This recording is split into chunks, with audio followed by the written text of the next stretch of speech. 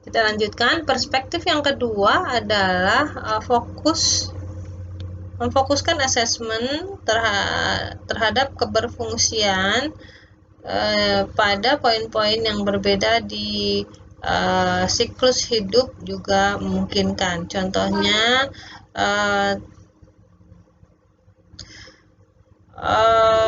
tantangan masa anak-anak dan remaja menampilkan masalah, ya, potensi masalah yang berbeda dibanding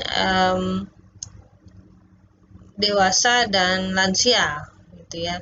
Jadi perspektif asesmen yang kedua adalah fokus pada keberfungsian, ya. Jadi ketika klien kita dewasa atau lansia, maka ini fokus pada keberfungsian di apa namanya, tugas perkembangan di usia itu, gitu. Tidak umum, gitu ya, tidak melihatnya tidak secara umum, tapi fokus pada keberfungsian di usia itu, ya. Itu contoh. Yang ketiga, specific problems, ya. Masalah spesifik dapat saja menjadi fokus pada asesmen, ya. Jadi asesmen itu boleh sangat fokus pada satu hal, ya. Bisa karena bisa tentang depresi saja, abuse saja, problem perilaku saja, ya. Bisa yang lain juga, ya. Kemudian itu tentang perspektif, ya. Kemudian berikutnya adalah approaching assessment, ya.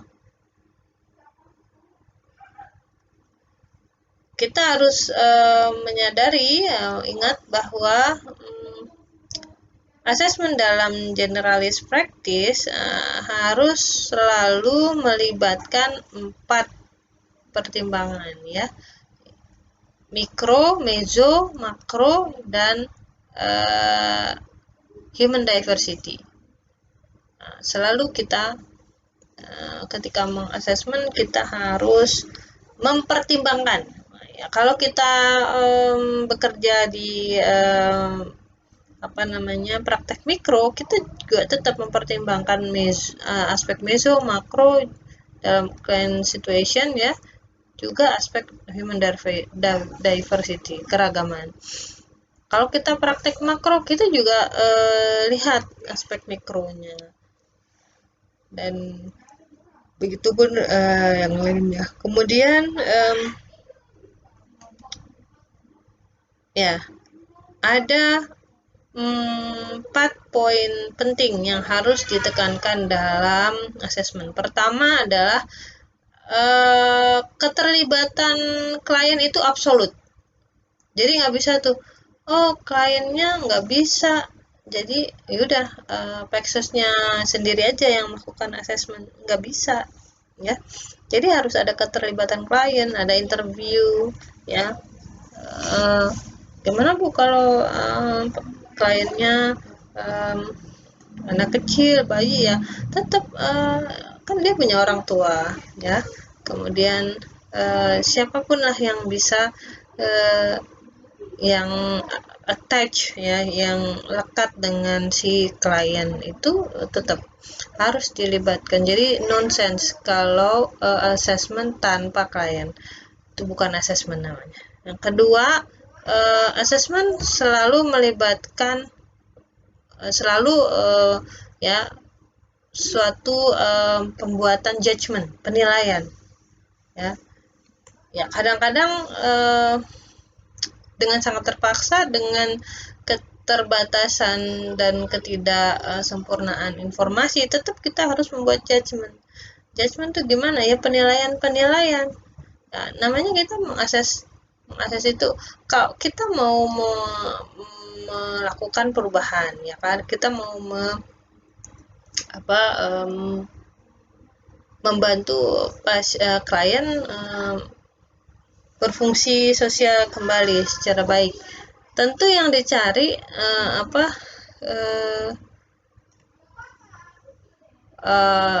ketika mencari permasalahan dan kekuatan ini kita melakukan penilaian, ya, penilaian demi penilaian. Jadi itulah menjadi titik tolak, ya.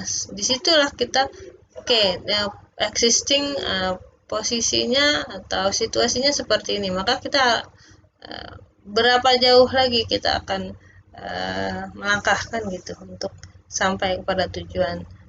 Jadi assessment is making judgment seperti itu, penilaian, ya. Ketiga adalah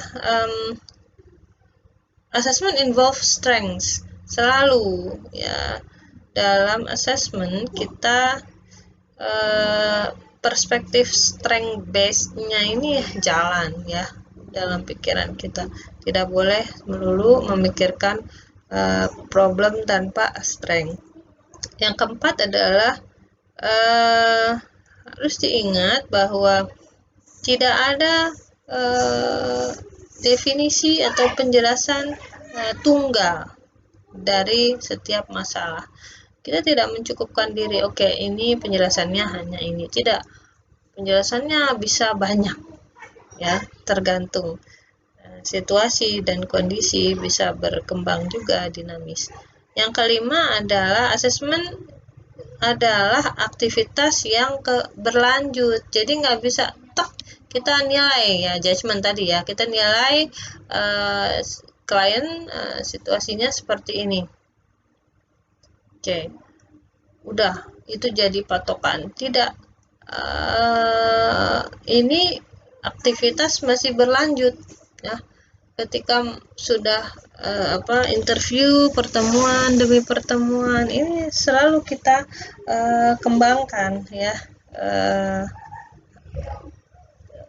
capaian atau pemahaman kita terhadap asesmen sejauh ini.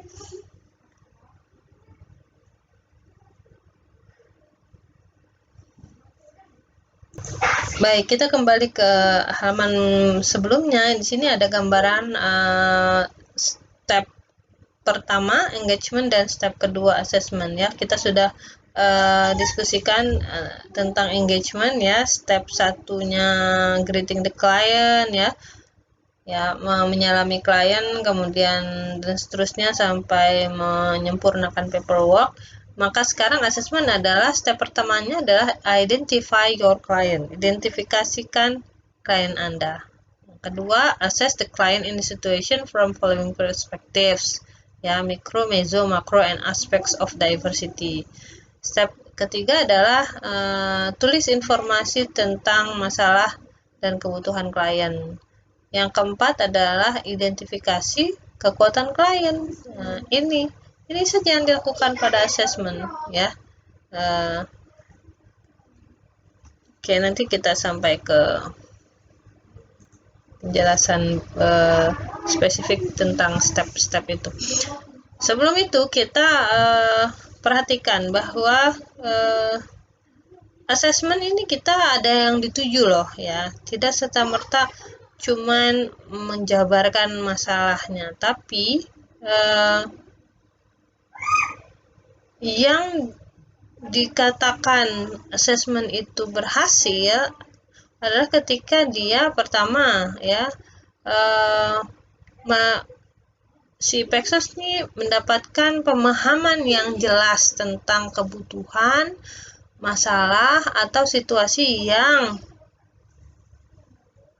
bisa ditetapkan menjadi fokus yang akan dikerjakan nih, fokus pekerjaan dengan klien. Jadi kalau udah assessment berapa hari gitu, ya, nggak ketemu juga need, problem, or situation-nya, itu berarti belum sukses. Yang kedua,